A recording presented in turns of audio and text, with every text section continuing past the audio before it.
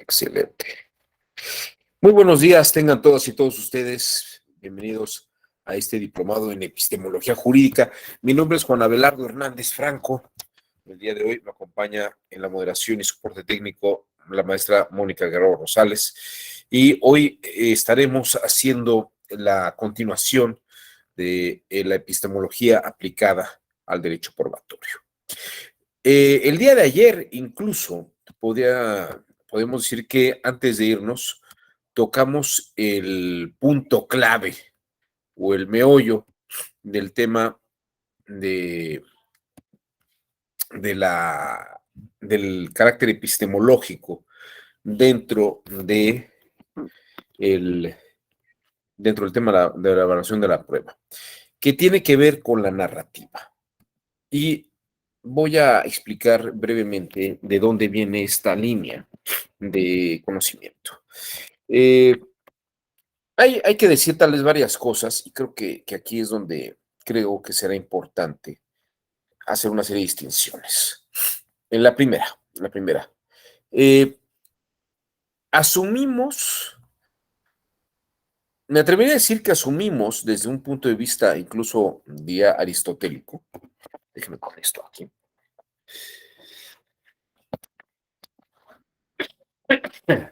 Desde el punto de vista aristotélico, que todo lo que percibimos por los sentidos es algo válido. Pero bueno, esta postura aristotélica sobre que todo lo que percibimos es real, es válido, tiene algunas bemoles o algunos aspectos que no son del todo claros, porque ciertamente no todo lo que percibimos es verdadero o debe ser válido, ¿no? Sobre todo cuando asumimos que la gente ve cosas o afirma cosas sobre algunos hechos. Si asumiéramos que la gente siempre dice algo que es verdadero en ese principio y algo que es válido, entonces tendríamos verdaderamente una serie de contradicciones y aquí entraremos en un juego de a ver a quién le creo y a quién no. El tema de la epistemología en este campo precisamente ha llevado al planteamiento de cómo sé que alguien está diciendo la verdad y cómo alguien no la está diciendo. O alguien cree que está diciendo la verdad, pero tal vez no lo está diciendo, porque una cosa es la idea que yo tengo de que algo ocurrió y otra cosa es lo que verdaderamente esté ocurriendo. Y más si el patrimonio y los derechos de alguna persona están en juego, pues obviamente no podemos andarnos con lo que la gente opina y crea que sea válido, ¿no? Aquí me parece que es muy importante. Hay algunas líneas jurídicas y, por ejemplo, estoy pensando en John Rawls, estoy pensando en Ronald Dworkin. Todos estos autores afirman y consideran que el derecho tiene una serie de principios y esos principios axiomáticos de orden constitucional son los que deben de regir la operación y a partir de eso pues se deben resolver los problemas. Yo no tengo ningún problema con eso y creo que nadie tiene ningún problema con eso.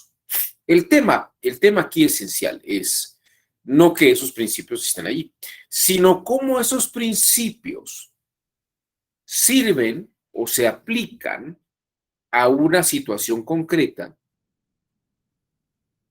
en un contexto específico, ¿no? Y eso es precisamente lo que hay que determinar, es el aspecto epistemológico.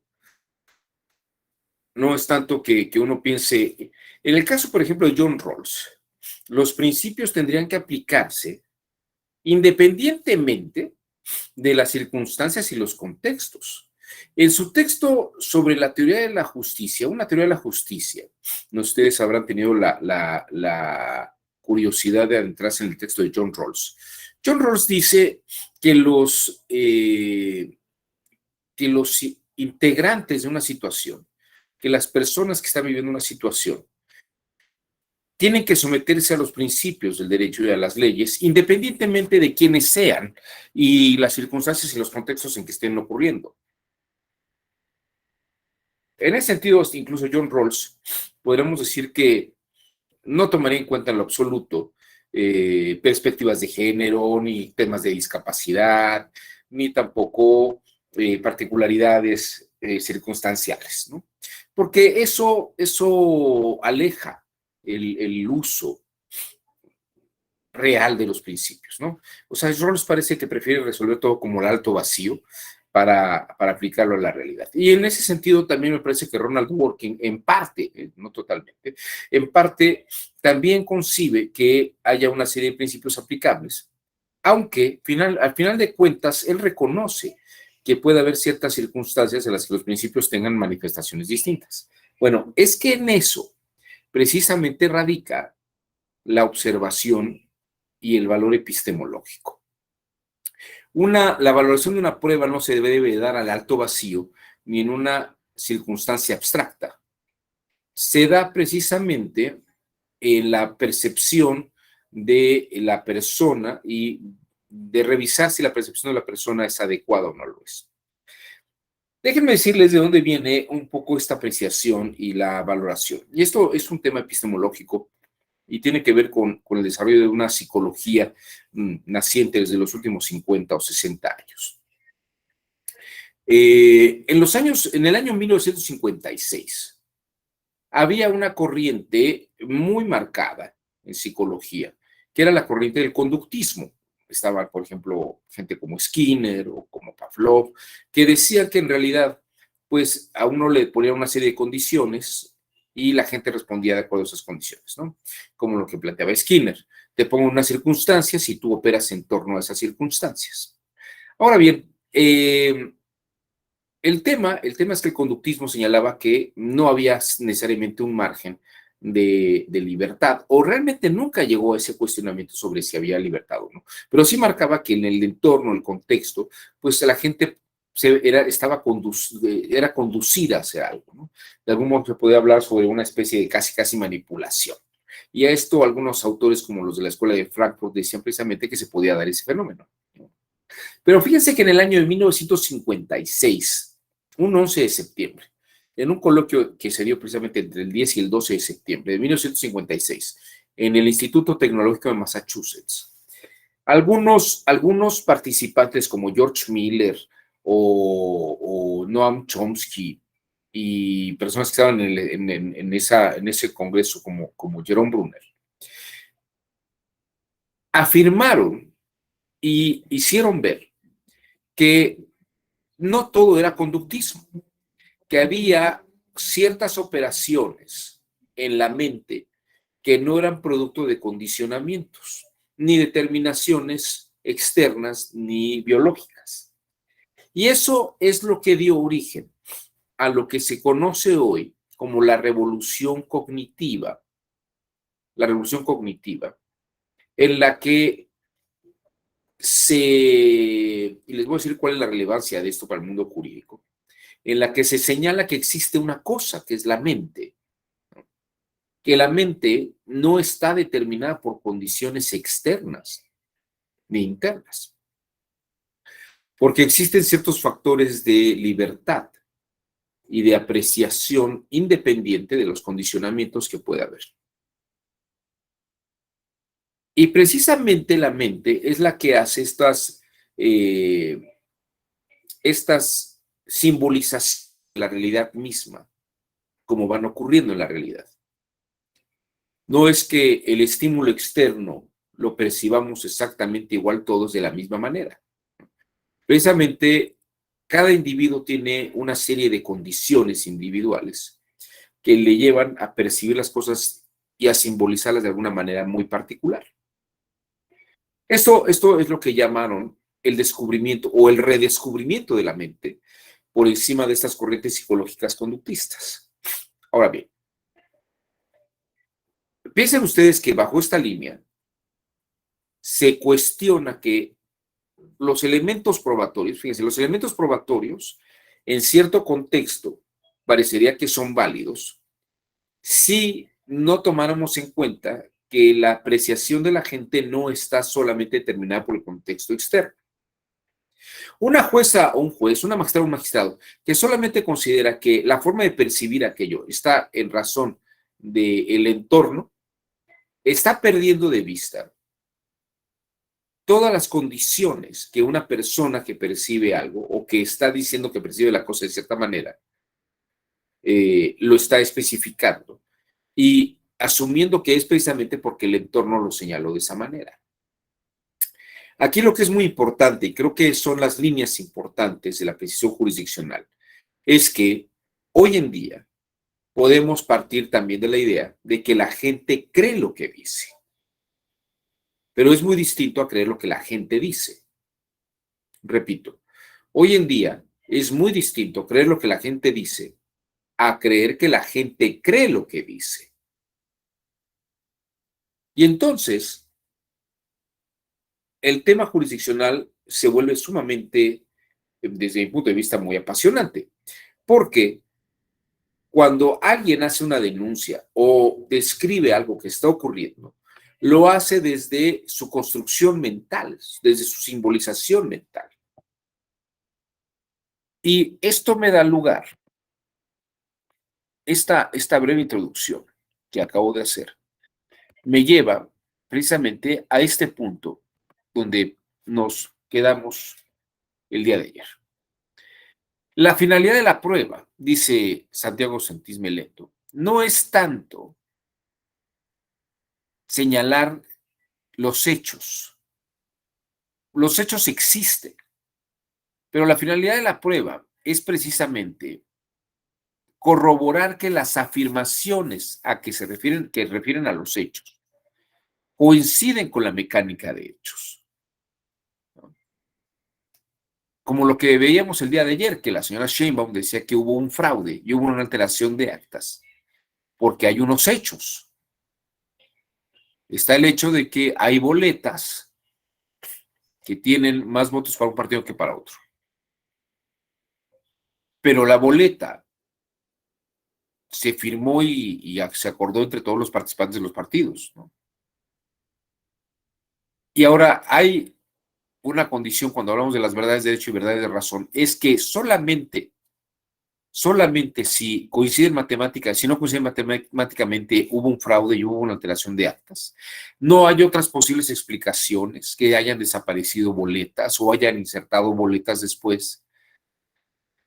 Es decir, hay una serie de condiciones que podrían llevar a que una verdad y una razón, a una verdad de hecho, no necesariamente tenga que empatar con una verdad de razón. Y lo que señala la teoría cognitiva, ayer hicimos esta distinción entre lo que es la fuente y el medio, y quiero conectar con lo que precisamente terminamos el día de ayer. La forma de detectar cómo está entendiendo una parte el asunto y cómo lo entiende otra parte es a partir de las narrativas. Las narrativas son la clave de todo este aspecto. Toda pretensión parte de un aspecto narrativo y hay que revisar lo que las partes dicen. Yo ayer ponía este ejemplo sobre que había un hecho, que había boletas no dobladas, había una pretensión, que era que se anularan las elecciones, y en la causa de pedir estaba la exposición de la pretensión, la justificación de la pretensión, que era precisamente que no podía haber boletas no dobladas dentro de una urna, ¿no? Y que por lo tanto quiere decir que alguien las había sembrado, alguien las había colocado antes de las elecciones. Ese dicho, esa narrativa, es precisamente una forma de juzgar y percibir el evento. Y eso es precisamente lo que habría que corroborar en la valoración de la prueba.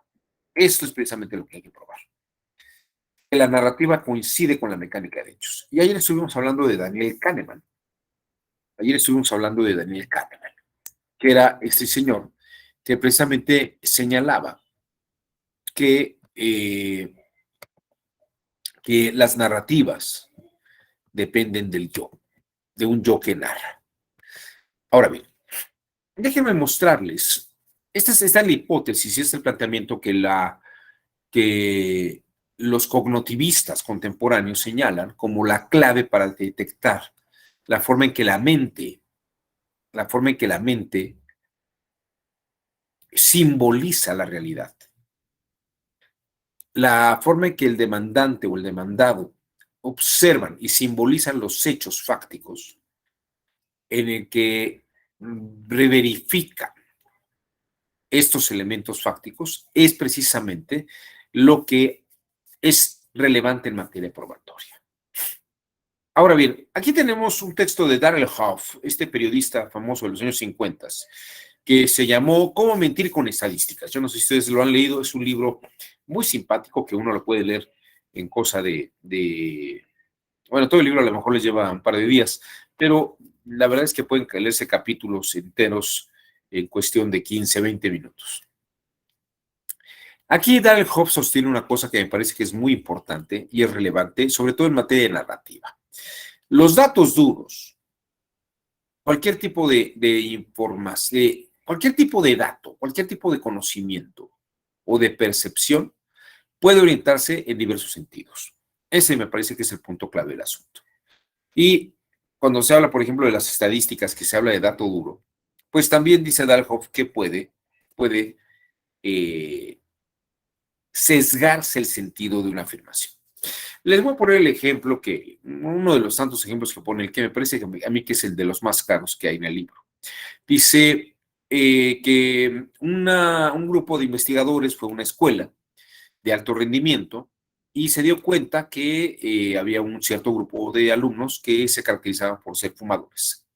Y que dentro de este grupo de fumadores, el 80% de ellos tenían notas bajas, a comparación del resto de los alumnos que no fumaban. Y entonces el estudio, cuando tiene este dato duro, los expertos que hacen la estadística afirman que muy probablemente el tabaquismo genera bajo rendimiento en los alumnos. Esa es como una conclusión que puede inferirse a partir de este dato duro, ¿no? Y es una narrativa que parece coherente. Como vimos ayer, puede ser que sea coherente, pero tal vez no sea congruente. Habría que verificar si efectivamente es congruente. Ahora, Darrell Hough plantea, dice, bueno, esto tal vez podríamos narrarlo de otra manera. El mismo dato duro podríamos narrarlo de otra manera, ¿no? E incluso dice, como es una escuela de alto rendimiento y los alumnos a veces están bajando en el rendimiento, muy probablemente pues tienen notas bajas. Y en una escuela de alto rendimiento tener notas bajas pues genera ansiedades. Y tal vez la forma en que esta ansiedad por los alumnos puede atenuarse sería fumando. Tal vez el tabaco permite consolar y bajar el estrés a los estudiantes que tienen bajo rendimiento en una escuela de alto rendimiento. Que esto es un hecho que también puede verificarse en algunas escuelas, incluso en los trabajos. La gente cuando está muy estresada fuma y es una forma de analizar y aminorar el estrés laboral. Vean ustedes entonces que tenemos un dato duro, efectivamente, que hay un grupo de fumadores, es un dato duro, y tenemos también calificaciones bajas, es cierto. Y también tenemos coincidentemente que el hecho de que la gente está fumando y que tiene notas bajas son hechos definitivamente. Ahora, ¿cuál es el huevo y cuál es la gallina? Nosotros tenemos bajas calificaciones porque la gente fuma, o la gente fuma porque tiene bajas calificaciones.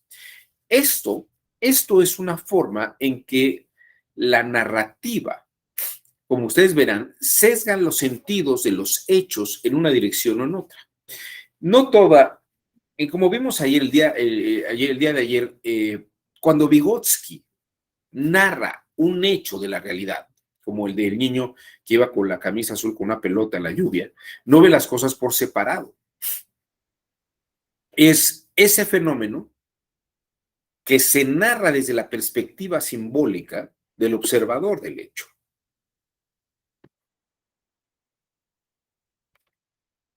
Observa la narrativa simbólica desde el observador del hecho. Andrés Dimas, levantó usted la mano, le escuchamos. Buenos días.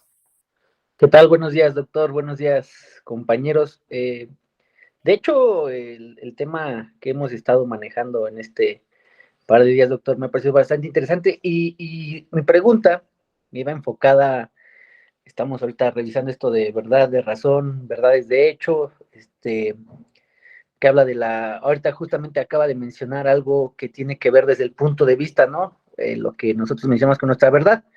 ¿Esto tiene que ver o va de la mano con lo que es la falacia? Es mi pregunta, doctor. Buen día. Pues mira, Andrés, puede haber falacias.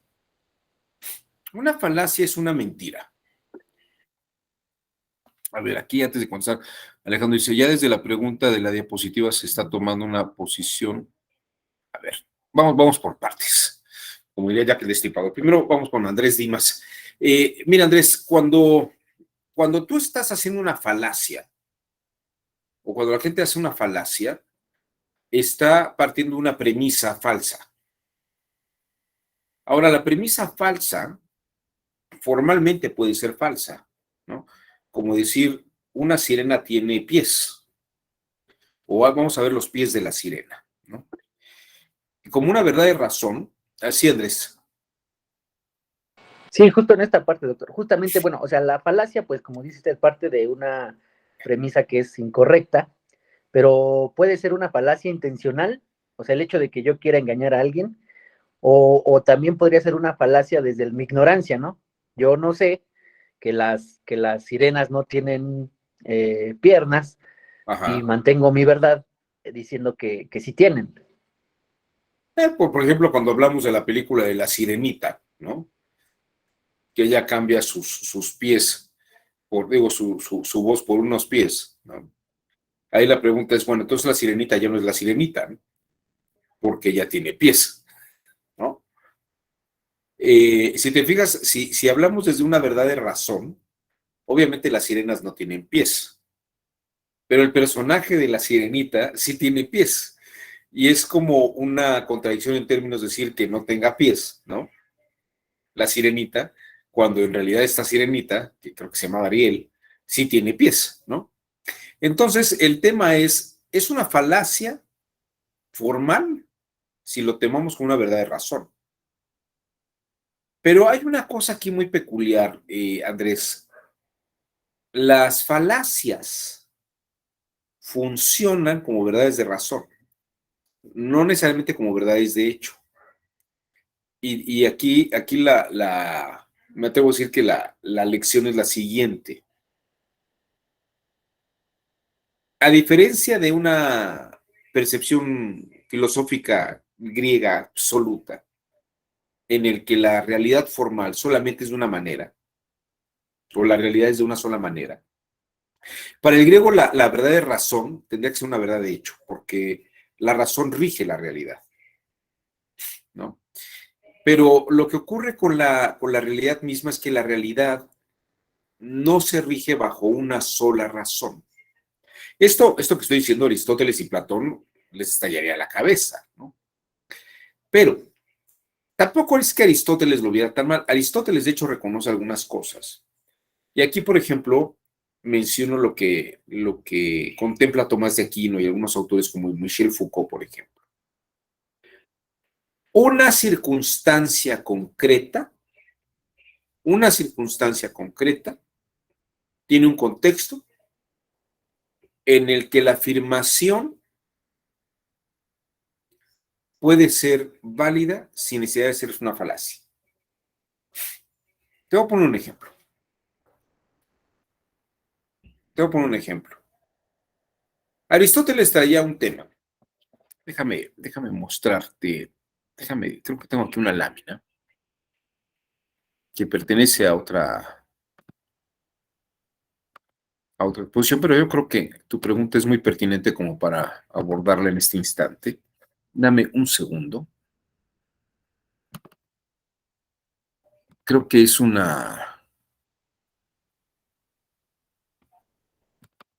unas láminas que van a ilustrar mucho este asunto.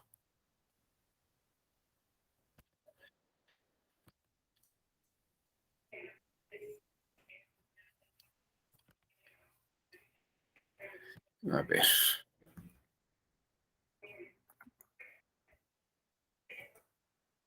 Sí, mira. Déjenme compartir.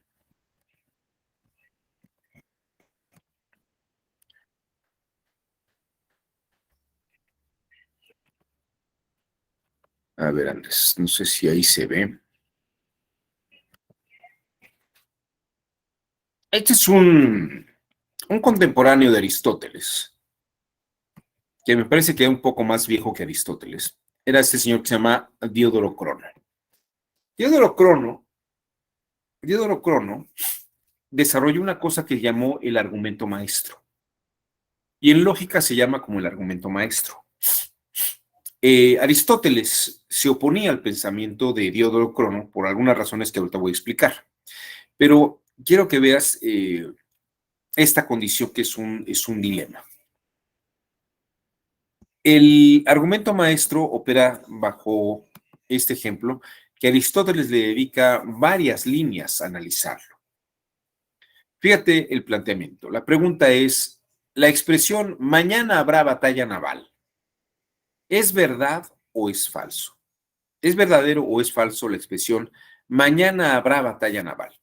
Y incluso aunque Aristóteles le desarrolló varias líneas, por ejemplo, Richard Gaskin le desarrolló todo un libro explicando el dilema entre Aristóteles y Diodoro Crono sobre lo que él llama la metafísica del futuro.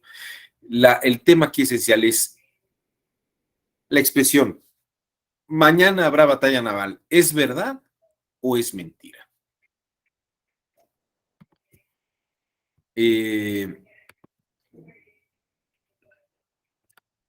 ¿Ustedes qué piensan? ¿Qué Pues piensas, así como Andrés? está escrito, sí, ¿no? Sí que, si es verdad o si es Sí mentira. habrá. Mañana habrá Mañana habrá batalla naval. batalla naval. Ok, pensemos que llega el día de mañana y si hay batalla naval. Entonces diríamos que la expresión es verdadera. Pero ¿qué pasa si llega el día de mañana y no hay batalla naval, Andrés? ¿Era una falacia la expresión mañana habrá batalla naval?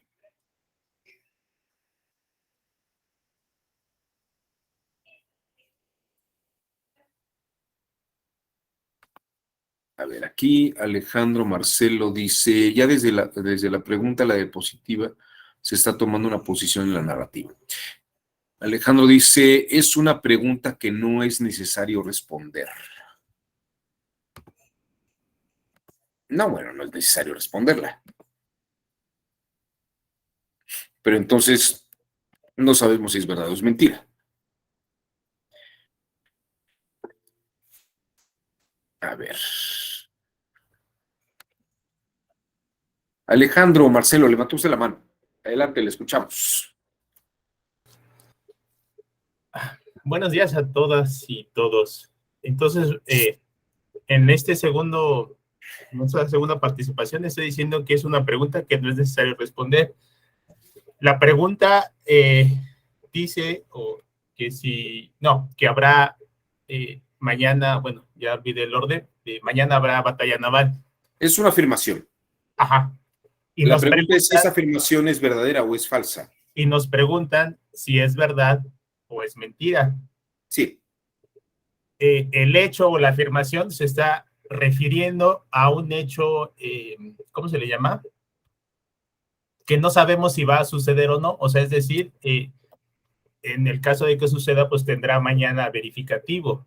Es un hecho contingente, una afirmación que se sustenta en una situación contingente, y la pregunta es contestar ahora, en el presente, si es verdad o si es mentira. ¿Y cómo podemos contestar en el presente algo que todavía no tiene verificativo? En ese sentido es que estoy diciendo que no es necesario responder, no otra cosa. Bien, bueno, déjame planteártelo en esos términos, Alejandro. Vamos a pensar que estamos al día siguiente. Si ocurrió que había batalla naval, podemos decir que la afirmación era verdadera. Ahora, si no ocurrió, pero además era verdadera desde el día de ayer.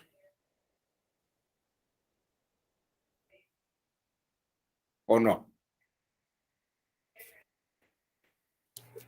Yo pienso que no, porque, o sea, con el mismo argumento que les acabo de decir, hoy es día 3 de agosto y vamos a ponerle una fecha al dato de el día 4 de agosto habrá una batalla naval, pero me están preguntando el día 3 sobre un hecho que, entre comillas, tendrá verificativo el día 4.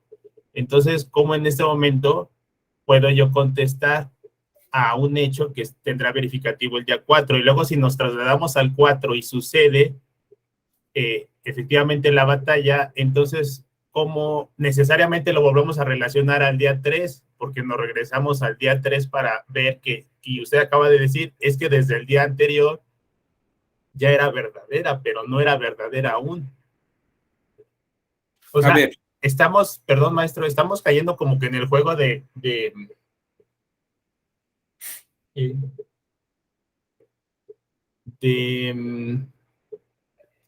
querer forzarnos a dar una respuesta a una situación, a una pregunta que en el presente no tendría, o sea, no es necesario contestar, no de que no se le responda a usted, sino es una pregunta que no, como está formulada, no amerita una respuesta, o sea, sería una, no sé si llamarle incongruencia. Sería una necedad. Oye, Alejandro, a ver, te voy a hacer otra pregunta. Es un poco incómoda, pero yo creo que es muy ad hoc. ¿Vamos a morir?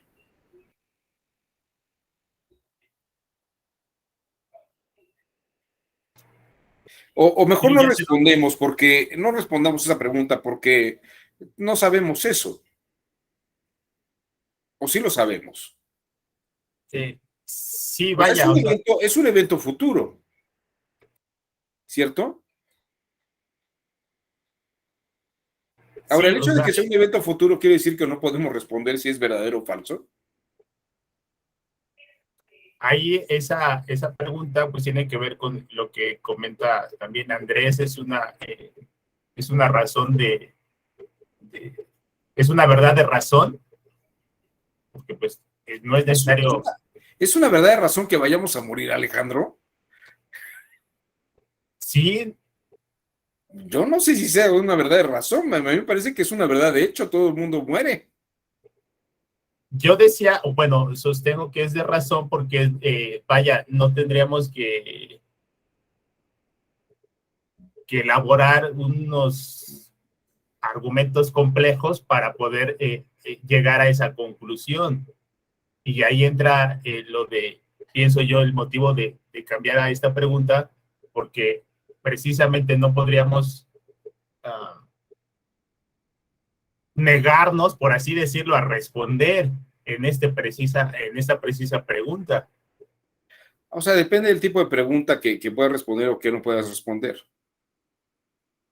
Porque creo yo que ahí cambiamos la naturaleza de la pregunta con lo de mañana habrá batalla naval, con lo de mañana vamos a morir, o bueno, vamos a morir todos.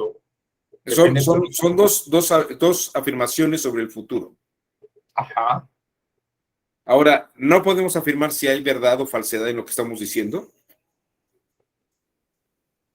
A ver, si hoy te digo, pues mira, el mapa de la República Mexicana es notablemente moreno. En 2024 va a ganar Morena las elecciones, ¿no? Y tú me dices, pues eso no es verdad, o sea, no es verdad ni es mentira, ¿no? Y yo te diría, sí, sí es verdad. Y el día que vamos a pensar que si ganan las elecciones, yo puedo decirte, ya ves, yo tenía razón, mi afirmación era verdadera. Pero entonces tú me dices, no, en ese momento tu afirmación no era verdadera. Podemos seguir, creo yo, con ese tipo de preguntas, pero aprovechando este último ejemplo sí. de la posición sobre todo de los dirigentes o de los voceros de los partidos políticos, todos, sobre todo en las campañas y ya días muy cercanos a la elección, pues dicen que van a ganar. Todos. Los 7, 8 partidos políticos nacionales con registro. Y uno estará diciendo la verdad. Obviamente llega el día de la elección, se empiezan a a lanzar los primeros datos, vienen ahora sí que los datos de la autoridad oficial, y obviamente pues gana uno. Si todos los 8 partidos políticos dijeron que iban a ganar las elecciones, pero obviamente nada más gana uno, ese partido político que ganó es el único que puede materializar su afirmación de los días previos, y 7 partidos pues no la pudieron materializar. Entonces, la afirmación del partido que ganó era verdadera. Yo sigo insistiendo que no podemos darle ese calificativo de verdad o de falso en un presente cuando esa pregunta se refiere a un hecho futuro, y me va a salir con lo de que todos somos mortales, pero en el caso específico de esas preguntas, pues yo pienso de esta manera. Ok, en algunas sí puedes contestar, pero en otras no. Y depende del tipo de pregunta, como tú lo estás diciendo. Muy bien. Bueno, a ver, aquí levantó la mano Roberto Ramírez y luego Baraja Servín. A ver, adelante, Roberto. Bueno, yo creo que ya se me adelantó en la respuesta a Jesús Villavicencio, porque esto se puede ligar con lo que vimos ayer acerca de las probabilidades o de las pruebas o de los datos, vaya, ¿no? Si va a haber una batalla naval, bueno, pues depende del contexto. Si estamos en guerra, pues a lo mejor sí puede haber una batalla naval, se pudo haber filtrado una información, o como dice ahí Jesús, de que en la antigüedad, pues yo si veo una flota a lo lejos que viene acercándose a la ciudad, pues sí, sí puedo decir que puede haber una batalla naval, ¿no? Ya depende los datos que tenga, porque sí hay, en cuestión de futuro, pues es incierto, pero depende, ya los datos, depende el contexto, pues puedo hacer una afirmación de que sí va a haber batalla naval. Ahora, de lo de que todos vamos a morir, pues todos vamos a morir. Es un hecho innegable, ¿no? Como estábamos mencionando ayer. Lo incierto es cómo vamos a morir y cuándo vamos a morir. Bueno, Eso pero sí. todavía no tiene verificativo, ¿no? Exacto. O sea, podemos decir, sí, sí vamos a morir, sí, todos vamos a morir, pues todos los seres vivos O tenemos sea, que morir. de que lo podemos, Roberto, de que lo podemos decir, lo Ajá, podemos decir. Pero es exacto. una verdad. Y es una verdad de que todos vamos a morir. O sea, no hay inmortales, vaya. Pero es una verdad de Esto, razón, no es una verdad de hecho. es una verdad de hecho, esto. ¿Por ¿Ya qué? Porque ocurrió? ¿Ya ocurrió?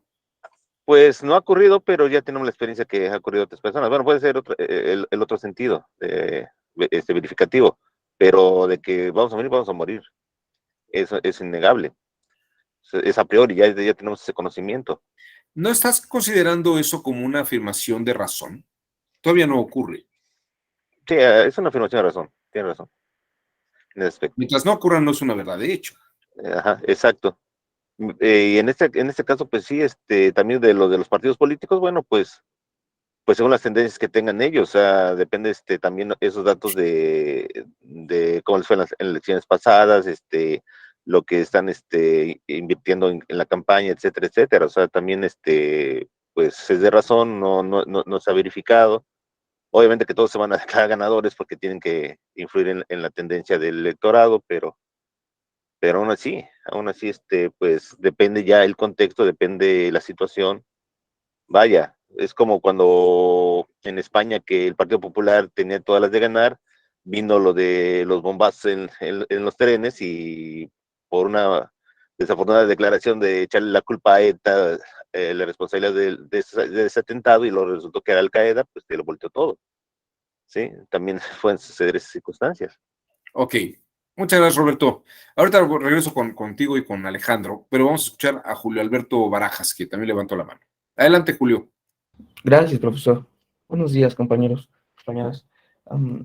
Sobre este tema quisiera solo agregar, bueno, ya se mencionó sobre lo del contexto que es relevante. Igual consideraría que la persona que está mencionando la frase de si mañana va a haber batalla naval, de acuerdo a su circunstancia, quizá es una figura de autoridad que corresponde esa misma autoridad a hacer la batalla. Entonces sí depende de ella o él la acción. Y sobre estos eventos futuros me parece que hay una ambivalencia en cuanto a ser verdaderos o falsos en el presente. Considero que, bueno, yo soy de la perspectiva de que pueden ser verdaderos y falsos al mismo tiempo, si es que no se puede verificar. Pero sobre el tema, el ejemplo que puso sobre la muerte, puedo decir todos los días de mi vida, hoy voy a morir, y al final, algún día puede ser una verdad de hecho, ¿no? Quizá todos los demás días van a ser verificable que va a ser, que no es verdad, pero algún día sí falleceré y entonces ese día va a ser verificable que sí fue una verdad de hecho lo que dije en la mañana. Entonces a mí, bueno, desde mi perspectiva me gustaría más considerarlo como que son verdaderos y falsos hasta que se pueda ser comprobable y quizás si el argumento fuese un poco más amplio sobre ciertas circunstancias de la batalla naval, podría ser un poco más debatible en cuanto a su verdad de razón en el presente. Muchas gracias, Julio. Fíjense que tomando esta posición que están asumiendo ustedes, tanto al Andrés como Alejandro, como Julio, pues en realidad tiene que partir de que lo que las partes están diciendo es verdad. Siempre en un asunto, todo lo que digan tendrá que ser verdad. O bueno, no es verdad ni es mentira. No tienen ustedes elementos para determinar si algo es válido o no es válido. Es muy curioso porque no hay con qué definir la falsedad o verdad de un asunto, ¿no? Y aunque al día siguiente haya habido batalla naval, pues dicen, bueno, pero es que eso no se podía determinar antes. Antes de dar la voz a Jesús Villavicencio, quiero hacerles esta pregunta, solamente para que lo piensen, ¿no? Si yo voy al banco y pido un préstamo, el banco me va a decir, bueno, a ver, ¿cuánto gana usted? ¿No? ¿Cuántas tarjetas de crédito tiene? ¿Cuánta gente vive de usted? ¿No? ¿Cuánta gente mantiene usted? ¿No? Y me pueden preguntar, ¿va usted a pagar todo lo que le vamos a prestar? Yo digo, sí, ¿no? Sí voy a pagar.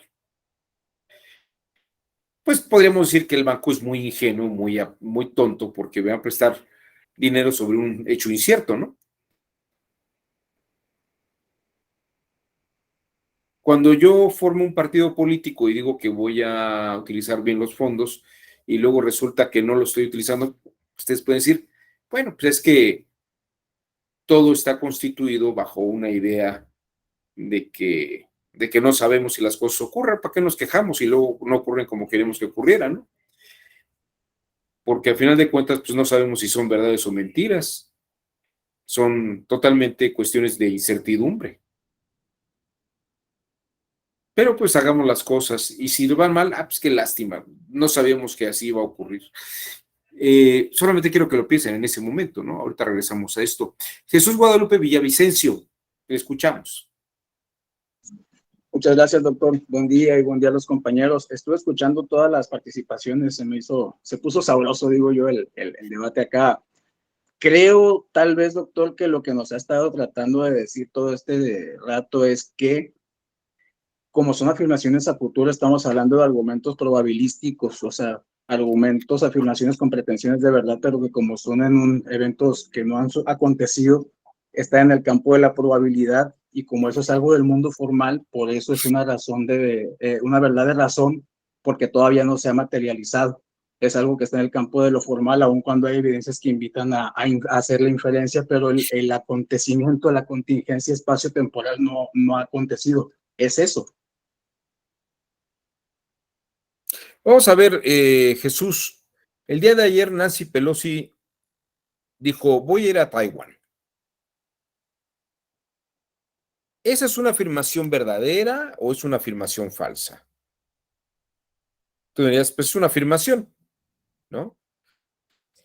Y fíjate que sí se trepó al avión y sí llegó a Taiwán.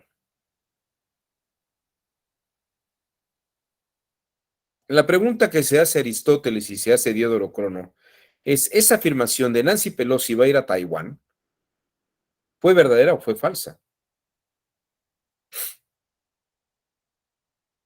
Si tú vas al banco y pides un dinero y dices, préstame, yo te voy a pagar, ¿tengo con qué pagarte? ¿Es una afirmación verdadera o falsa? O el banco te va a prestar independientemente de que sea una afirmación verdadera o falsa.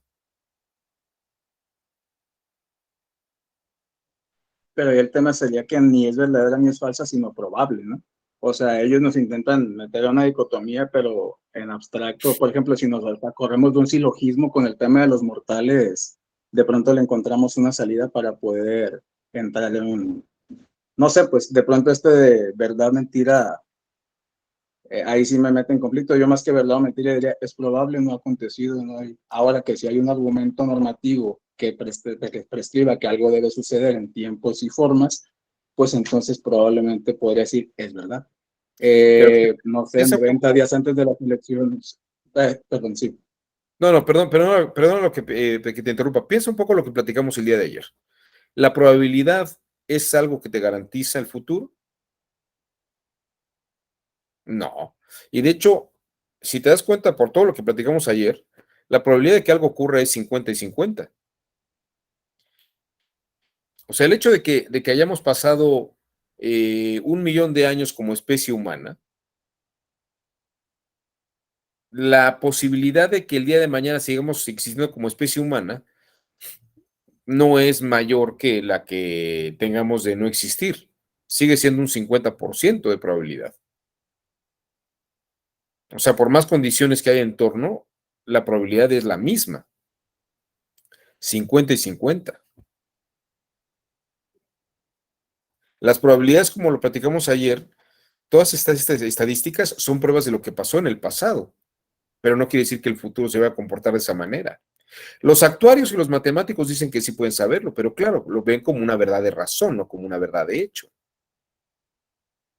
¿no? Ahora, Nancy Pelosi dijo, sí, yo voy a ir a Taiwán. Es una verdad, señores. Y se trepó al avión y se fue a Taiwán.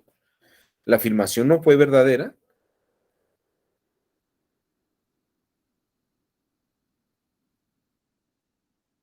¿Cuándo una afirmación se convierte en verdadera o falsa?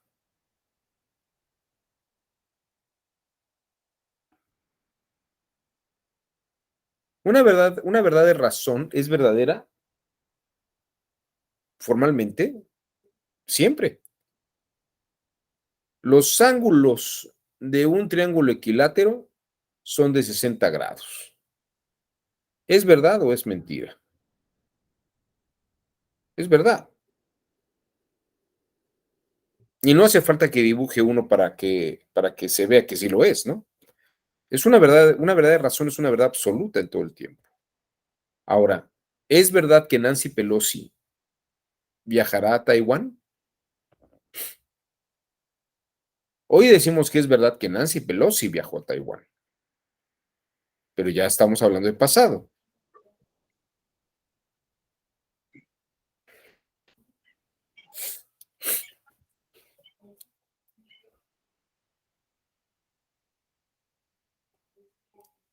Pero fíjense, es como decir, voy a acabar la primaria, estoy en primero de primaria, voy a acabar la primaria y luego voy a estudiar la secundaria y luego la preparatoria. ¿Es una verdad de razón o es una verdad de hecho?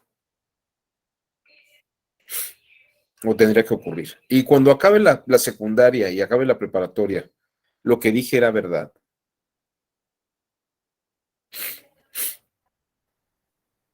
O sea, ¿hay verdad o hay mentira en eso? Alejandro dice que ahí no hay verdad y mentira. Son afirmaciones que no tienen validez en ese campo.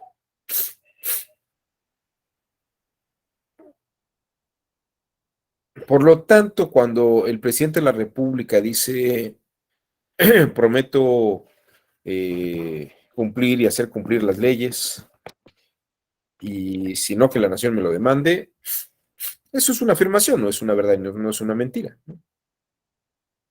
Es una afirmación nada más.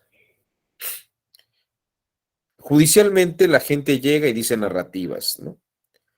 A mí me robó fulano de tal, o esta persona metió boletas a la urna, o hubo un conteo, y ustedes pueden decir, ah, pues son afirmaciones, ¿no?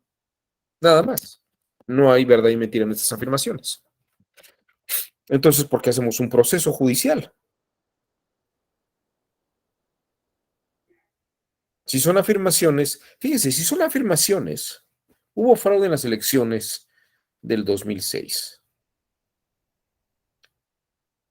Hubo fraude en las elecciones de 2006. Son afirmaciones. Adelante, Jesús. Pero ahí ya estaríamos entrando como una suerte de reino del triángulo equilátero, porque si bien no tenemos una teoría de geometría formal que la sustente, sí tenemos la Ley General del Sistema de Medios de Impugnación, que tiene los diferentes recursos y que tiene las diferentes causales que pueden configurar, ¿no? Casi todo es verdad de razón en la Ley General del Sistema de Medios, a mi humilde entender. En la forma de configurar el recurso es muy poco lo que se puede sustentar con verdad de hecho, salvo los que son conocidos los procedimientos especial sancionadores o las cuestiones de fiscalización. Por lo demás, casi todo es sujeto a interpretación y va mucho más allá de lo gramatical. Pero nada más quería comentar eso de que ahí siento yo que ya nos metemos en donde sí hay un referente a donde podemos recurrir, y si la ley no alcanza está las sentencias y la jurisprudencia y estas cuestiones, y donde ya no, pues sí se entra en un cierto campo de abstracción, ya donde, por eso el proceso, creo yo. Pero fíjate que en un proceso las partes afirman cosas. Ahora, ¿son verdades o mentiras? ¿O eso no es relevante en un proceso jurisdiccional?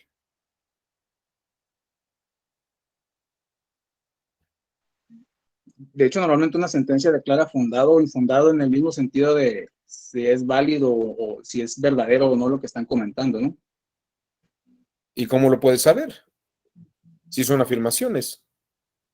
Pues normalmente las sentencias lo hacen a través de procesos de interpretación deductivos en su mayoría, otra vez, mayormente sobre configuraciones de verdades de razón, las que me ha tocado por lo menos conocer acá desde las que hemos gestionado no sé si hay algo, y otra vez, ¿no? Claro que hay algunas que es como que aquí están las evidencias, pero normalmente son cuestiones de fiscalización o de accesos a radio, de tiempos de radio y televisión.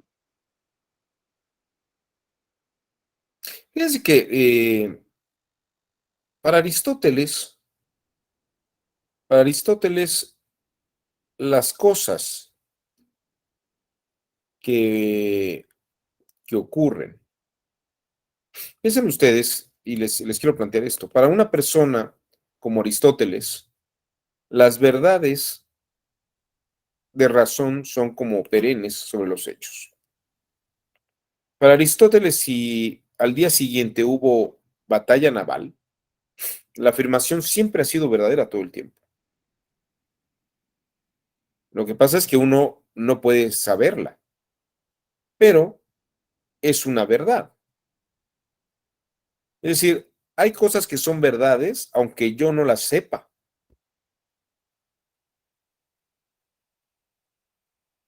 Es como lo que ocurría con Edipo Rey. La gran lección de los griegos en Edipo Rey es esa.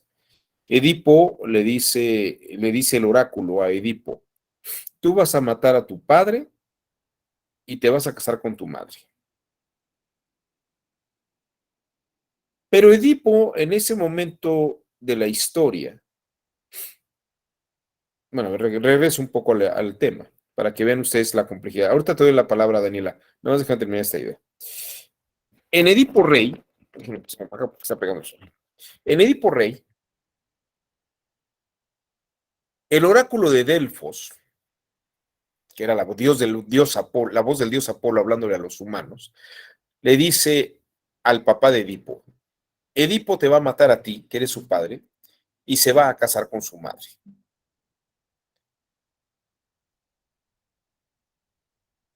Y entonces Layo manda a matar a Edipo con un guardia que lo lleva al bosque y lo mate. Y el guardia se apiada del niño y lo deja abandonado. Entonces, un grupo de campesinos rescata al niño y lo lleva a otro reino, donde el rey Polibio lo adopta como su hijo propio, y estando en el reino de Polibio, Edipo no sabe que Polibio es su padre adoptivo, Y el oráculo de Delfos le dice lo siguiente: tú vas a matar a tu padre y te vas a casar con tu madre. Y de hecho, el evento ocurre como dice el oráculo. Ahora, la pregunta aquí es, ¿Edipo sabía la verdad o no sabía la verdad?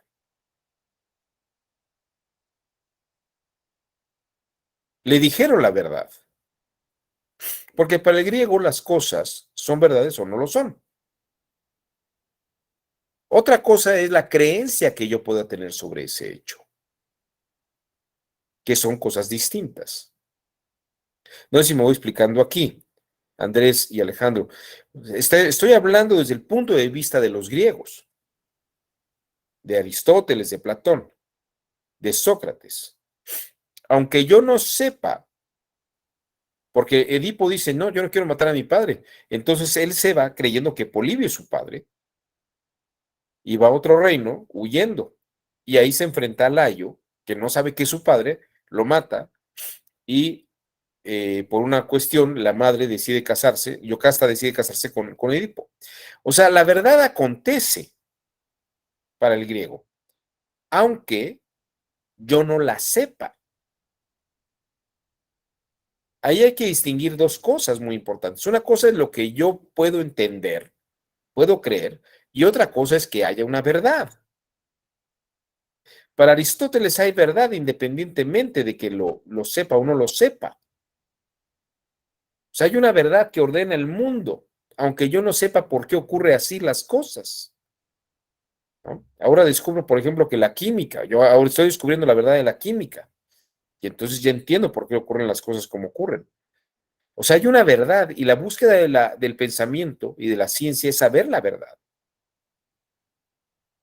Una cosa es saberla y otra cosa es, independientemente que lo sepa o no lo sepa. O sea, de que hay una verdad, hay una verdad. Y el problema es si la afirmación es verdadera o no lo es. Que yo la entienda o no la entienda es otro problema distinto. Que yo no sepa si va a haber viaje de Nancy Pelosi o no lo sé, eso no quiere decir que no pueda ser verdad la afirmación. Que yo no sepa si habrá batalla naval o no, no quiere decir que sí vaya a haberla, ¿no? No sé si me estoy explicando. Yo no sé, como dijo hace rato el compañero, yo no sé cuándo voy a morir ni cómo voy a morir, ¿no? Pero de que uno va a morir, va a morir. Eso es una verdad. Ahora, que yo lo sepa, es otra cosa. Y lo mismo se aplica al otro asunto. Mañana habrá batalla naval. Esa afirmación tiene que ser verdad o mentira, independientemente que yo la sepa o no. Esto es una distinción que hay que marcar. ¿Sí me voy explicando? Y ahorita regreso a este tema, pero primero vamos a hablar con Daniela Carrera, que levantó la mano. Adelante, Daniela. Buen día, doctor, y buen día a todos. Pues yo le daré mi punto de vista, pues muy particular a lo como yo pues lo puedo entender.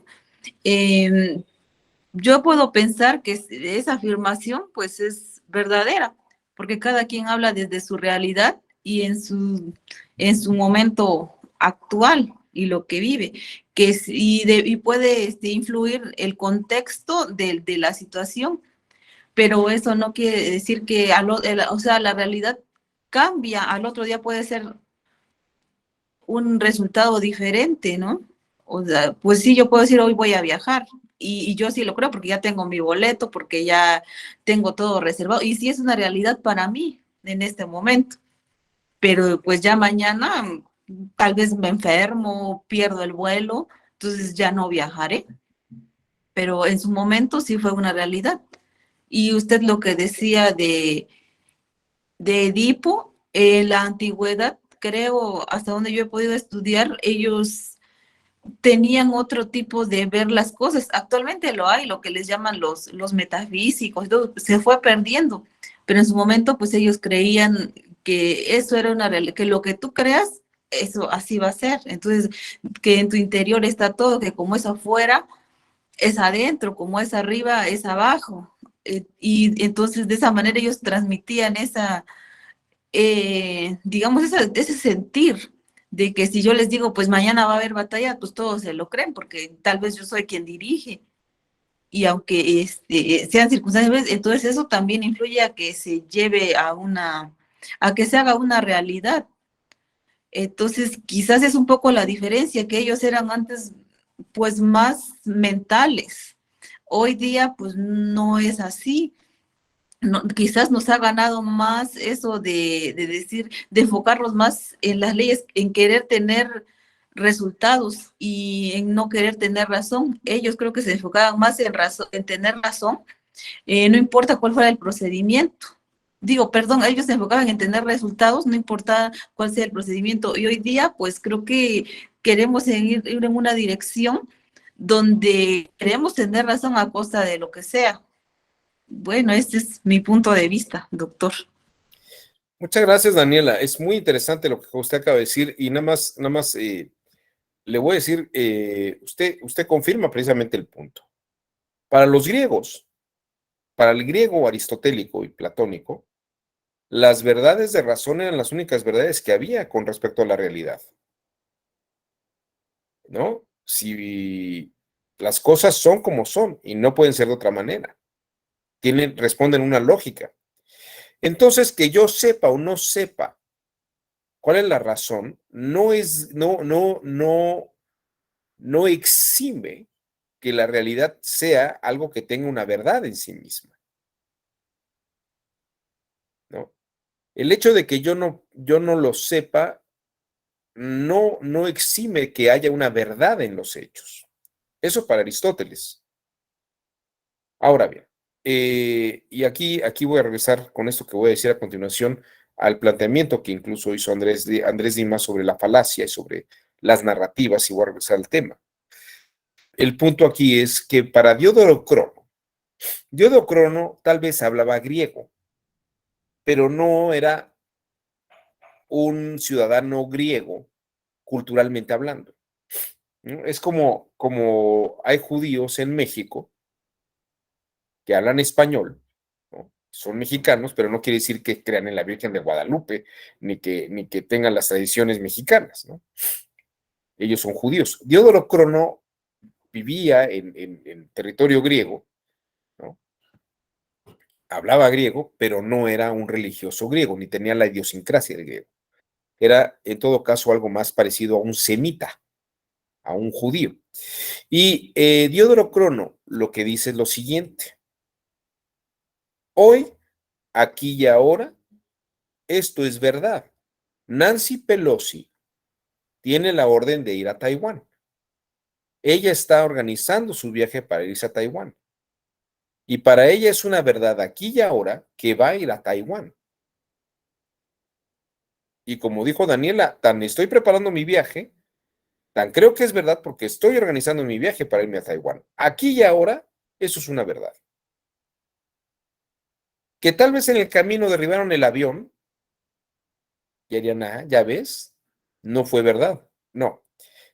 Diodoro Crono, a diferencia de Aristóteles, diría, una cosa es verdad en el momento en que se afirma, o es mentira en el momento que se afirma. Y será verdad o mentira en otro momento. Si yo le digo al banco, te voy a pagar hasta el último centavo, porque tengo el dinero, el banco me presta dinero y yo voy pagando. Pero si de pronto hay una pandemia mundial, valga la redundancia, y se cae mi negocio, porque nadie sale a comprar nada, y yo doy un servicio en el que la gente tiene que ir físicamente, pero durante 2 años la gente no sale de sus casas, mi negocio se cae, el banco va a decir, usted es un mentiroso, siempre lo fue, porque es una mentira lo que hizo. Usted dijo que tenía para pagar y no lo tiene, o usted me mintió. No, diría Diodoro Crono, cuando yo hice el pacto contigo, sí tenía el dinero y sí te iba a pagar. Esa circunstancia, ese contexto existía.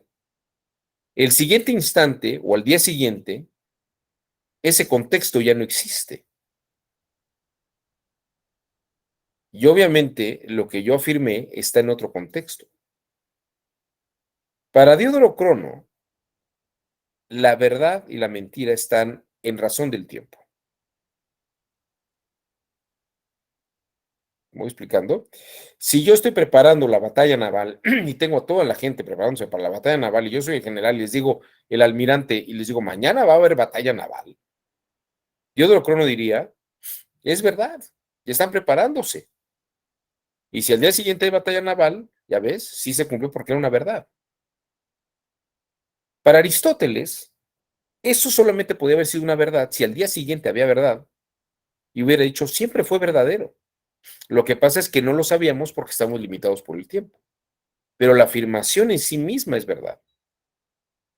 Para Diodoro Crono, la verdad está por momentos e instantes, como diría Daniela. Entonces regreso, Andreas. ¿Las sirenas tienen piernas?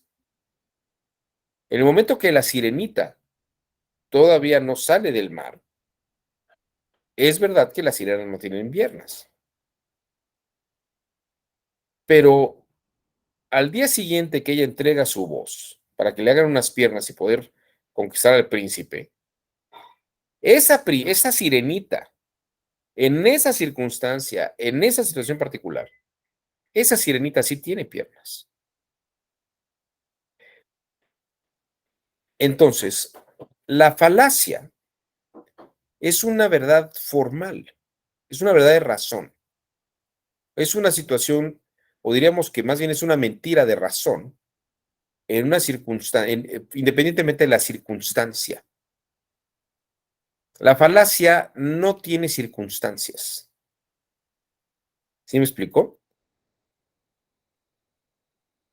Pero cuando hablamos de una percepción, de una narrativa sobre un hecho, tú podrías decir, la parte demandante o la parte denunciante está percibiendo esto de esta manera. ¿Es mentira? Vamos a ver en qué momento lo está diciendo y en qué contexto lo está diciendo. Si yo fuera un aristotélico, diría, si el sujeto pierde el proceso, es falso lo que dijo, lo que está sosteniendo una falacia. Pero no, lo que pasa es que el sujeto cree que hubo fraude. El sujeto cree que hubo fraude, pero no tiene los elementos para probarlo. O el hecho de que no coinciden las boletas sobrantes ni las que están en la urna con las que se entregaron, eso no lo hace falaz. Es una forma narrativa que no logra probar. Ahora, ¿eso lo hace falso?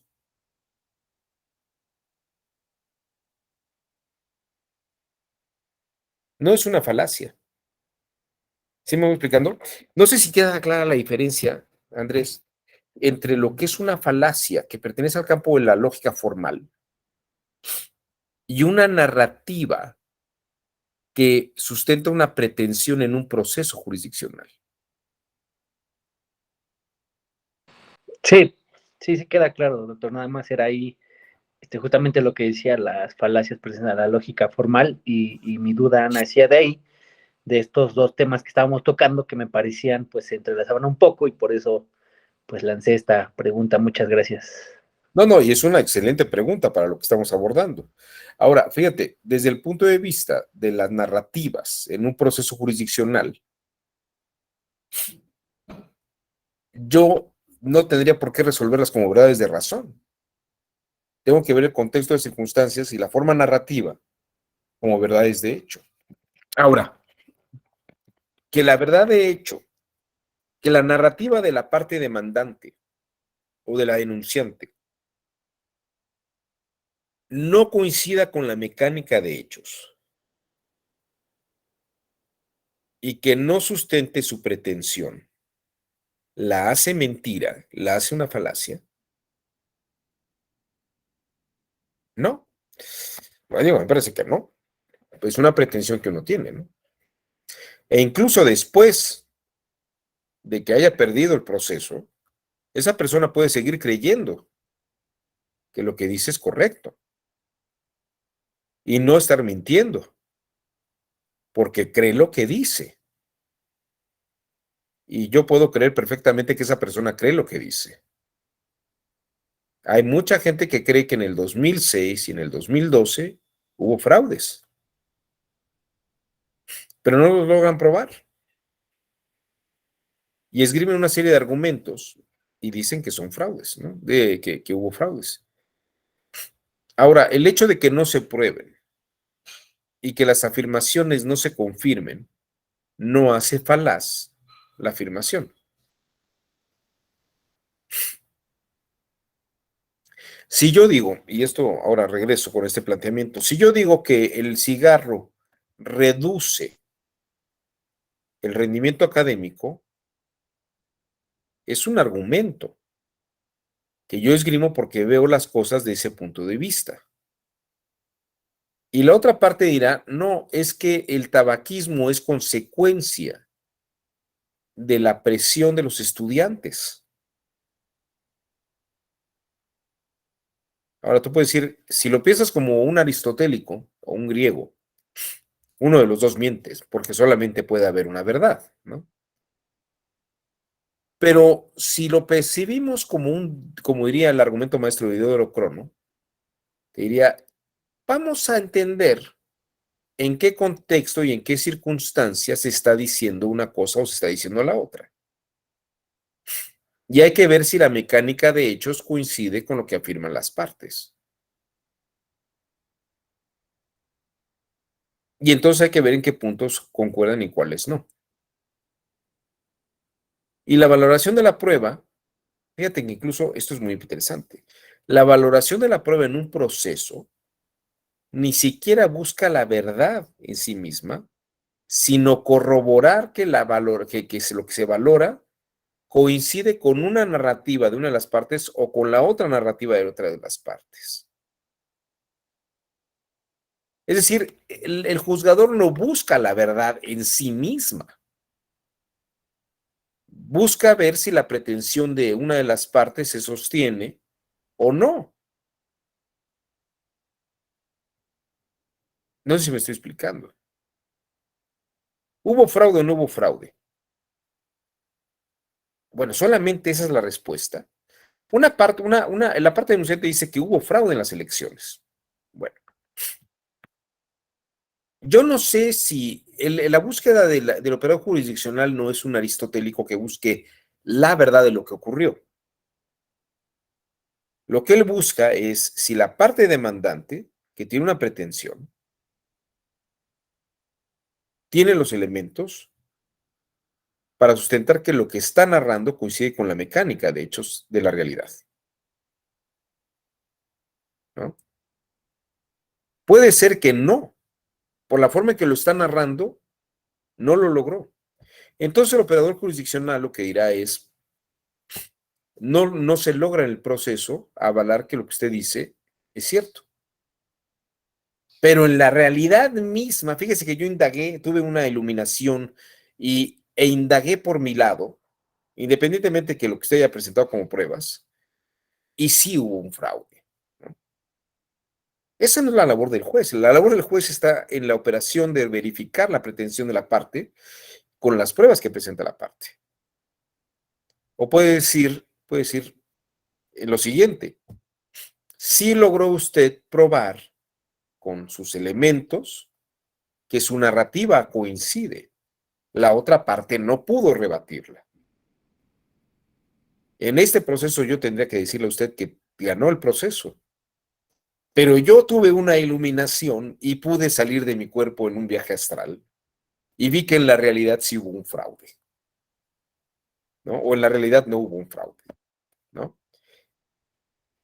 Pero como usted sí logró probarlo en el proceso, se lo voy a hacer válido, ¿no? Pero también sería absurdo decir, es que el operador jurisdiccional no busca la verdad, ¿no? Si el trabajo jurisdiccional fuera conocer la verdad, yo le sugeriría que dejaran de contratar a gente que se dedicara al derecho y mejor contrataran a filósofos que se dedicaran o a teólogos que les dijeran qué es la verdad, ¿no? El trabajo jurisdiccional busca la valoración de la prueba en razón del contexto, las circunstancias y en cuanto a las partes que están participando de ello. Sí. ¿Ibas a comentar algo, Alejandro? Sí, doctor. Bueno, regresándonos un poquito al tema del estudio sobre los fumadores en una escuela, pienso Sí, lo siguiente. Yo creo que hay dos datos duros. Uno es el de las notas bajas o malas de los propios discentes, y otro dato duro, pues, es el del hecho de que hay fumadores en la misma comunidad estudiantil. Yo pienso que el objetivo de un estudio, de una investigación sobre el particular, es tratar de encontrar una relación, si existe, entre esos datos duros. Y después, ¿qué relación tienen esos datos, esos hechos, si existe relación entre quienes fuman con si son los mismos o no son con quienes tienen notas bajas? Ajá. Y luego, ¿cuál sería el antecedente? ¿Cuál sería el consecuente?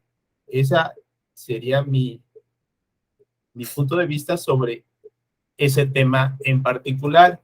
Ahora quisiera, por último, compartirles una tesis.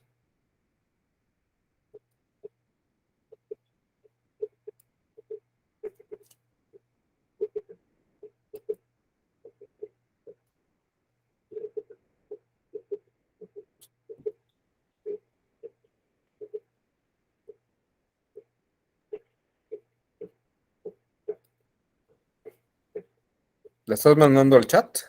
No, en pantalla. A ver, entonces déjame permitirte compartir. Espera. Ahí Ahí está. está. Entonces tenemos una tesis sobre Sí. la admisión o la procedencia de la admisión de una demanda de amparo sobre un acto que, a decir del promovente, pues es futuro.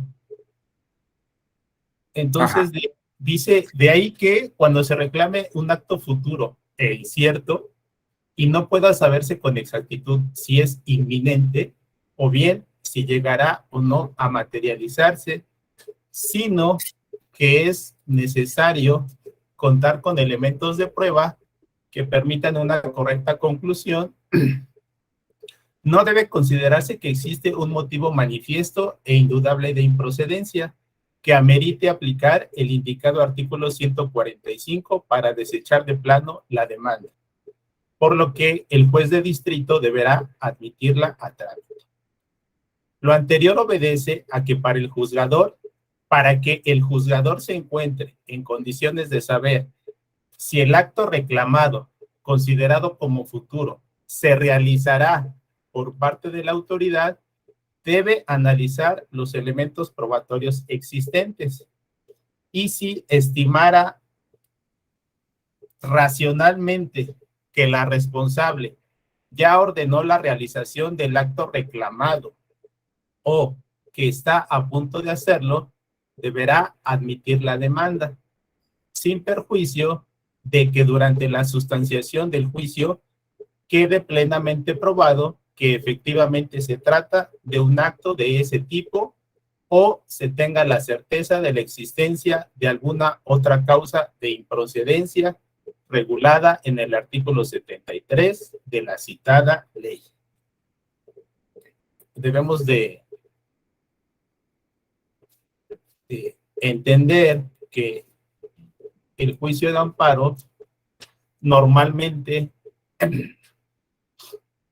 se inicia a partir de un acto concreto que ya tuvo verificativo, y entra el tema de las excepciones cuando el quejoso, el agraviado, considera que un acto futuro le va a violar derechos, pues puede acudir al juicio de amparo para defenderse contra ese acto, pero obviamente aquí nos dice, creo yo, algunos elementos que debemos de considerar y que considero muy ilustrativos para la discusión que tuvimos hace unos momentos. Nada más, maestro. Muchas gracias, Alejandro. Me parece que es muy pertinente lo que estás presentando, porque si en el momento en que presenta el amparo existen los elementos de riesgo futuros, pues ahí debería considerarse eso como una verdad en ese momento, ahí y ahora, ¿no?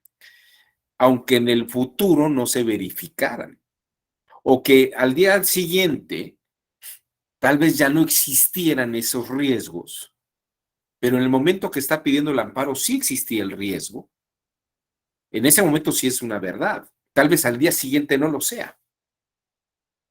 Y esto lo que he querido mostrar el día de hoy es que las verdades de hecho funcionan con verdades circunstanciales y contextualizadas, no con verdades absolutas.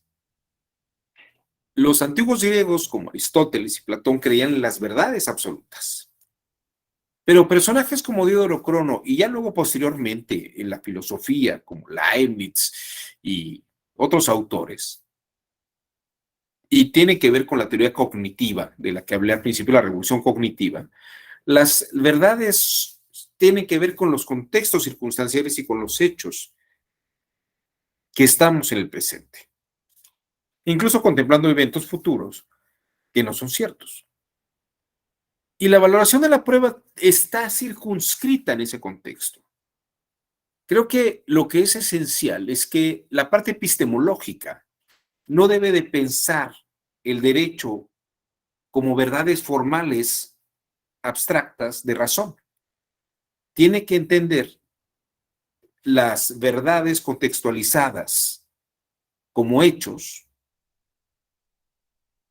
aquí y ahora. Si yo tengo un riesgo aquí y ahora, es verdad que el evento como esta tesis es interesante, porque no es que vaya ocurrido o que ocurran los hechos, sino que tengo que tomar una decisión sobre dar un amparo aquí y ahora, sobre algo que es verdad que podría ocurrir. Y no por probabilística, sino que podría darse o se dará, aunque en otro contexto y en otras circunstancias no lo sea. La parte epistemológica, creo que la gran lección en estos 2 días, la gran lección de la epistemología aplicada a la evaluación de la prueba es que debe observarla en contextos y circunstancias concretas, no al alto vacío como razones o como verdades de razón. Y creo que esa es una de las cosas que se dificultan en el ejercicio y en las operaciones. Y eso es lo que a veces nos confunde a todos, que a veces pensamos que hechos o afirmaciones tendrían que subordinarse a principios universales. Y nada más terminaría diciendo hoy lo siguiente. Tomás de Aquino dice que cuando los principios constitucionales, y en este caso principios lógicos o constitucionales o jurídicos, se piensan al alto vacío, pues no hay duda. Y resolviendo problemas abstractos no hay duda de cuál es la respuesta. Pero en la medida que se implementan para resolver problemas reales, de hecho, en la medida que nos acercamos a circunstancias concretos y casos específicos, contextualizados, esos principios puede ser que tengan excepciones. Y es lo que hay que entender, esas excepciones en ese contexto específico y particular.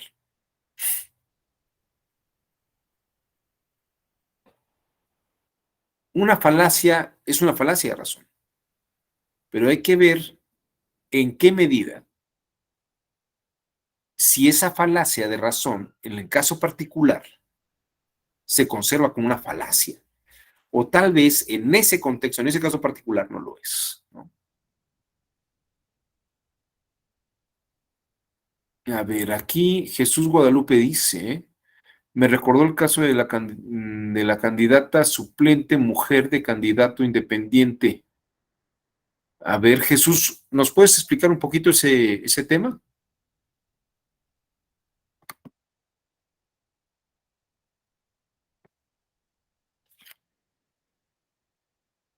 Claro que sí, doctor.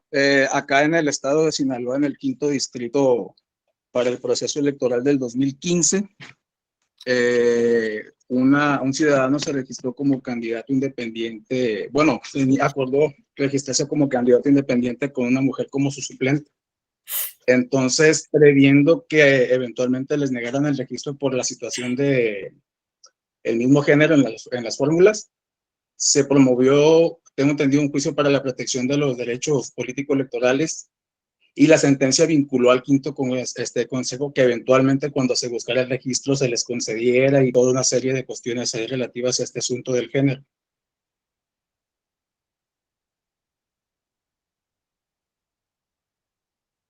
Ya te fuiste, Jesús. No, es que, bueno, es era sobre el mismo tema de lo que comentaba Andrés, de referentes que resuelven cuestiones que no han acontecido, pero que eventualmente pueden tener,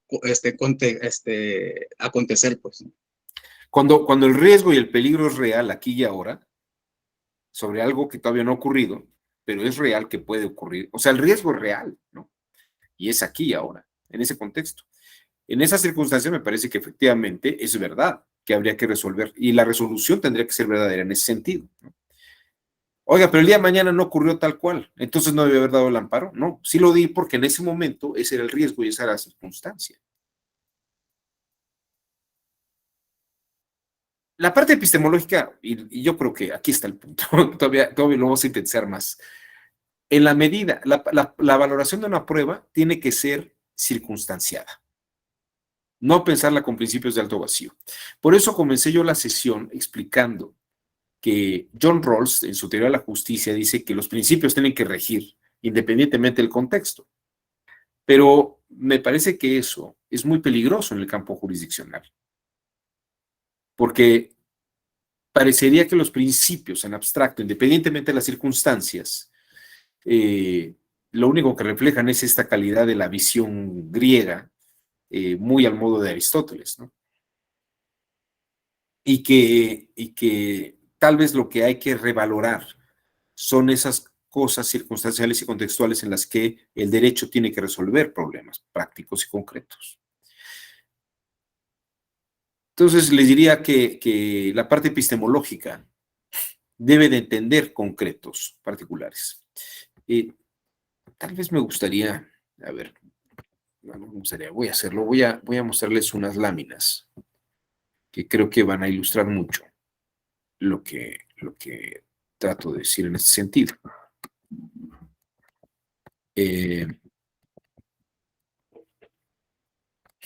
Déjenme compartirla. Estos son un par de filósofos, pero creo que es un dato muy interesante esto.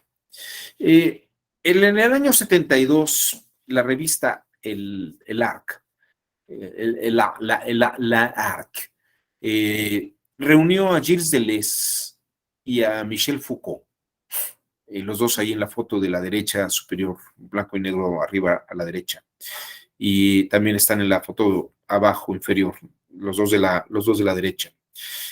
Foucault y Deleuze se encontraron y en este artículo titulado Los intelectuales y el poder, hicieron una distinción muy interesante que creo que equivale a una diferencia entre verdades de razón y verdades de hecho.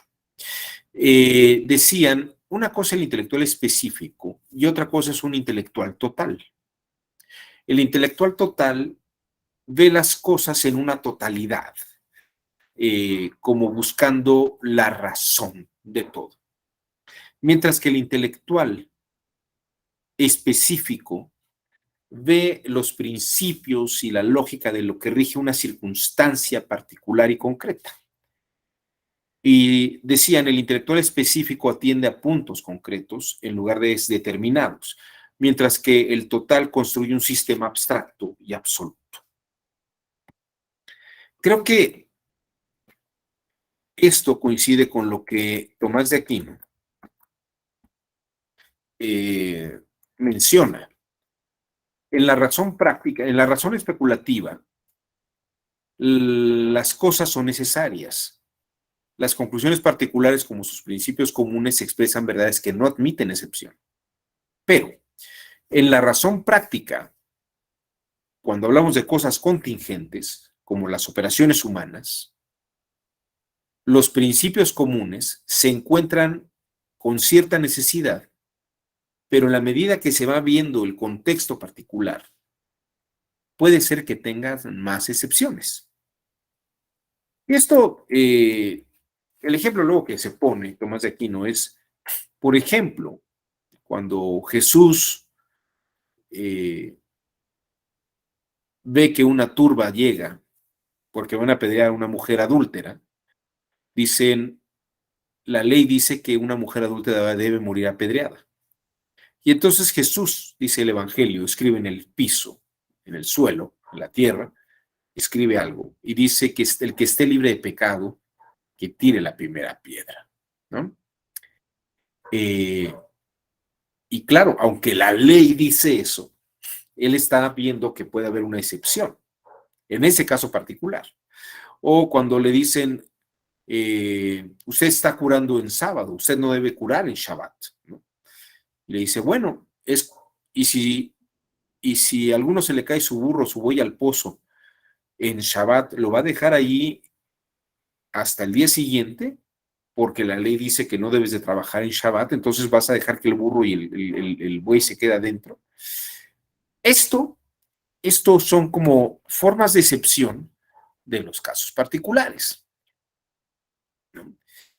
Y en esa misma lógica funciona la realidad jurisdiccional.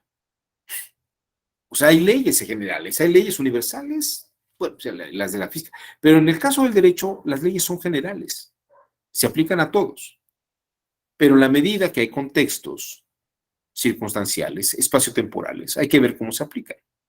Y la valoración de la prueba no escapa a estas formas temporales. Y hay que valorar la prueba en su contexto, en su momento y en sus circunstancias. Porque la parte epistemológica lo que está haciendo es analizar esa prueba allí, ahora, en ese momento, en esas circunstancias. No en una condición de alto vacío, ¿no? No es como John Rawls dice, imaginemos que no ocurre en un lugar específico ni con gente específica, sino que es un tema abstracto. Resolvámoslo en abstracto y que la ley resuelva con los principios generales como una situación abstracta. Eso podría ser peligrosísimo, ¿no? Y muy injusto, porque las circunstancias precisamente hacen que uno pondere las circunstancias concretas de un asunto. Bueno, y como han dicho, me parece que ha sido muy picante esta sesión y creo que ha sido muy, muy buena. Y además creo que lo que yo más disfruto de estas cosas es que hay una retroalimentación muy interesante. Yo me llevo mucho, ustedes se llevan mucho, tal vez yo me llevo más, pero para mí ha sido muy interesante esta sesión. Y si no tiene inconveniente, ¿alguien quisiera comentar algo más? Y si no, pues cerramos la sesión por el día de hoy. Adelante, Andrés y luego Roberto. Pues sí, únicamente comentar esto que menciona, doctor. Esto se vuelve muy bueno para todos porque nos enriquecemos desde los conocimientos que cada uno de nosotros tiene, que aporta.